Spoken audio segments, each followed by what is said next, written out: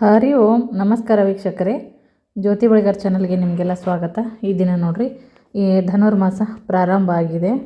ಈ ಒಂದು ಧನುರ್ಮಾಸದಲ್ಲಿ ಏನು ಮಾಡಿದರೆ ಒಳ್ಳೆಯದು ಮತ್ತು ಏನು ಮಾಡೋದು ಕೆಟ್ಟದ್ದು ಅಂತ ಈ ವಿಡಿಯೋದಲ್ಲಿ ನೋಡ್ತಾ ಹೋಗೋಣ. ನೋಡ್ರಿ, ಧನುರ್ಮಾಸ ನೋಡ್ರಿ ಶುಭ ಕಾರ್ಯ ಮಾಡಲು ಅಶುಭ ಆಗಿದ್ದರೂ ಕೂಡ ಪೂಜೆ ಪುನಸ್ಕಾರ ಮತ್ತು ಧಾರ್ಮಿಕ ಕಾರ್ಯಗಳನ್ನು ಮಾಡಲು ಏನಂದರೆ ಇದು ಬಹಳ ಶ್ರೇಷ್ಠವಾದಂಥ ಒಂದು ಮಾಸ ಅಂತಲೇ ಹೇಳ್ಬೋದು.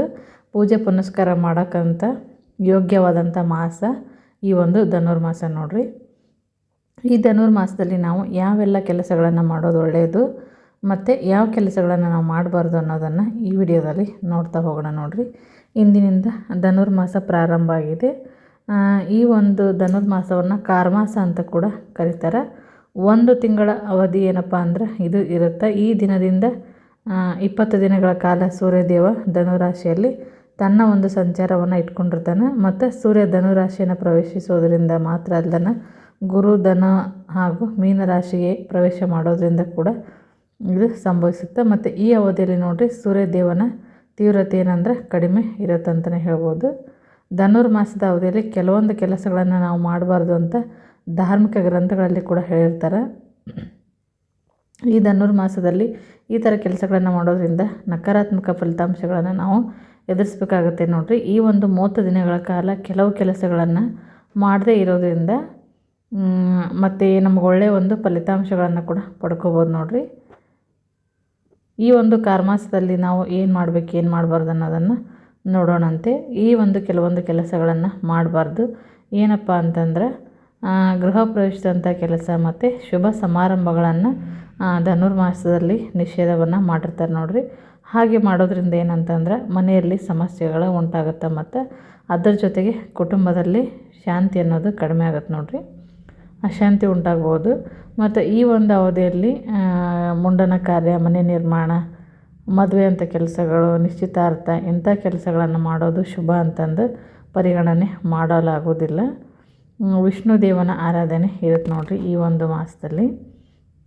ಈ ಅವಧಿಯಲ್ಲಿ ಗೃಹ ಪ್ರವೇಶವನ್ನು ಮಾತ್ರ ಅಲ್ದನ ಮತ್ತು ನಿಶ್ಚಿತಾರ್ಥ, ಶಾಪಿಂಗ್ ಮತ್ತು ಸೊಸೆ ಮನೆ ತುಂಬಿಸ್ಕೊಳ್ಳುವಂಥ ಕಾರ್ಯವನ್ನು ಕೂಡ ಮಾಡೋದಿಲ್ಲ. ಮತ್ತು ಈ ಒಂದು 30 ದಿನಗಳಲ್ಲಿ ಹೊಸ ವಾಹನ ಖರೀದಿ ಮಾಡೋದಾಗಿರ್ಬೋದು ಅಥವಾ ಮನೆ ಖರೀದಿ ಮಾಡೋದಾಗಿರ್ಬೋದು ಇದನ್ನು ಮಾಡೋಂಗಿಲ್ಲ.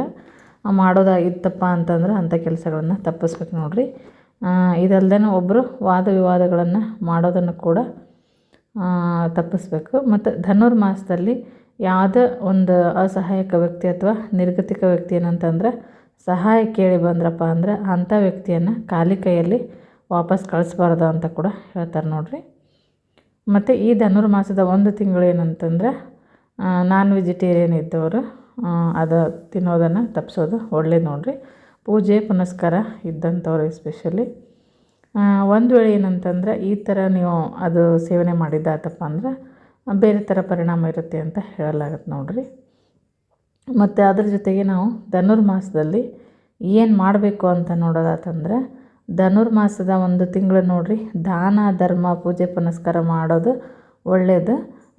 ಇದು ಒಳ್ಳೆಯ ಪ್ರಯೋಜನ ಮತ್ತು ಉತ್ತಮ ಫಲ ನಮ್ಗೆ ಸಿಗುತ್ತೆ ಅಂತಲೇ ಹೇಳ್ಬೋದು. ಹಾಗಾಗಿ ಧನುರ್ಮಾಸದಲ್ಲಿ ನೋಡಿರಿ ಸಾಧ್ಯವಾದಷ್ಟು ದಾನವನ್ನು ಮಾಡುವಂಥದ್ದು. ಮತ್ತು ಧನುರ್ಮಾಸದ ಅವಧಿಯಲ್ಲಿ ರಾಮಾಯಣ, ಭಗವದ್ಗೀತೆ ಮತ್ತು ಸತ್ಯನಾರಾಯಣರ ಕಥೆಯನ್ನು ಓದೋದು ಕೂಡ ತುಂಬಾ ಶುಭ. ಮತ್ತು ಅದ್ರ ಜೊತೆಗೆ ಏನಪ್ಪ ಅಂದ್ರೆ ವಿಷ್ಣು ಸಹಸ್ರನಾಮ ಕೂಡ ಓದುವಂಥದ್ದು. ಈ ಒಂದು ಧಾರ್ಮಿಕ ಗ್ರಂಥಗಳನ್ನು ಓದೋದ್ರಿಂದ ಏನಂದರೆ ನಮಗೆ ಒಳ್ಳೆಯ ಒಂದು ಪುಣ್ಯ ಫಲಿತಾಂಶಗಳು ಕೂಡ ಲಭಿಸುತ್ತೆ ಅಂತ ಹೇಳ್ಬೋದು. ನೋಡಿರಿ, ಧನುರ್ಮಾಸದ ಸಮಯದಲ್ಲಿ ನೋಡಿರಿ ಪೂಜೆ, ಹವನ ಮತ್ತು ದಾನಗಳನ್ನು ಮಾಡೋದು ಸಹ ಶುಭ ಅಂತಲೇ ಪರಿಗಣನೆಯನ್ನು ಮಾಡಲಾಗುತ್ತೆ. ಮತ್ತು ಇದು ಸ್ಥಳೀಯರ ಒಂದು ಕುಟುಂಬದಲ್ಲಿ ಏನಂದರೆ ಸಂತೋಷ ಮತ್ತು ಶಾಂತಿ ವಾತಾವರಣವನ್ನು ಕಾಪಾಡಿಕೊಳ್ಳಲು ಕೂಡ ನಮಗೆ ಈ ಒಂದು ಸಮಯ ಸಹಾಯ ಆಗುತ್ತೆ ಅಂತಲೇ ಹೇಳ್ಬೋದು. ನೋಡಿರಿ, ಈಗ ನಾವೇನಪ್ಪ ಅಂತಂದ್ರೆ ಧನುರ್ಮಾಸದ 30 ದಿನಗಳವರೆಗೆ ಸೂರ್ಯದೇವನ ಪೂಜೆಯನ್ನು ಮಾಡೋದು ಮತ್ತು ವಿಶೇಷವಾದ ಒಂದು ಮಹತ್ವವನ್ನು ಹೊಂದೈತಿ.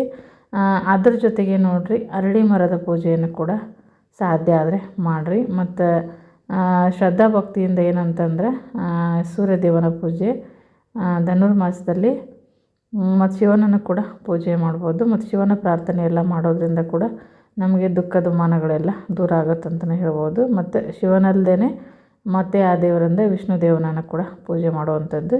ಇದರಿಂದ ಏನಂದ್ರೆ ಅನೇಕ ಸಮಸ್ಯೆಗಳ ಒಂದು ಪರಿಹಾರ ಆಗತ್ತೆ ನೋಡಿರಿ. ಮತ್ತು ಅರಳಿ ವೃಕ್ಷವನ್ನು ಕೂಡ ಪೂಜೆಯನ್ನು ಮಾಡಬೇಕು ಬೆಳಗ್ಗೆ ಬ್ರಾಹ್ಮಿ ಮುಹೂರ್ತದಲ್ಲಿ. ಮನೆಯಲ್ಲಾದರೂ ಅಷ್ಟೇ ಬೇಗ ಪೂಜೆ ಮಾಡಿದ್ರೆ ಫಲ ದುಪ್ಪಟ್ಟಿರುತ್ತೆ ಅಂತ ಹೇಳ್ಬೋದು ನೋಡಿರಿ. ಇದಿಷ್ಟು ಏನಪ್ಪ ಅಂತಂದ್ರೆ ಧನುರ್ಮಾಸದ ಒಂದು ಪೂಜೆಯ ಒಂದು ಇದು ನೋಡಿರಿ ಮಾಹಿತಿ. ಏನೆಲ್ಲ ಮಾಡಬೇಕು ಏನು ಮಾಡಬಾರ್ದು ಅನ್ನೋದನ್ನು ಕೂಡ ಹೇಳಿದ್ದೀನಿ ಈ ವಿಡಿಯೋದಲ್ಲಿ. ವಿಡಿಯೋ ಇಷ್ಟ ಆಗಿತ್ತಪ್ಪ ಅಂತಂದ್ರೆ ವಿಡಿಯೋಕ್ಕೊಂದು ಲೈಕ್ ಕೊಡಿರಿ, ಕಮೆಂಟ್ ಹಾಕಿರಿ, ಶೇರ್ ಮಾಡಿರಿ. ಮತ್ತು ಇನ್ನು ಯಾರು ನಮ್ಮ ಚಾನಲ್ಗೆ ಸಬ್ಸ್ಕ್ರೈಬ್ ಆಗಿಲ್ಲ ಸಬ್ಸ್ಕ್ರೈಬ್ ಆಗೋದನ್ನು ಮರಿಬೇಡ್ರಿ. ಮತ್ತೆ ಹೊಸ ಮಾಹಿತಿಯೊಂದಿಗೆ ನಾನು ಮುಂದಿನ ವಿಡಿಯೋದಲ್ಲಿ ಸಿಗ್ತೀನಿ. ವಿಡಿಯೋ ನೋಡಿದ್ದಕ್ಕಾಗಿ ಎಲ್ಲರಿಗೂ ಧನ್ಯವಾದಗಳು.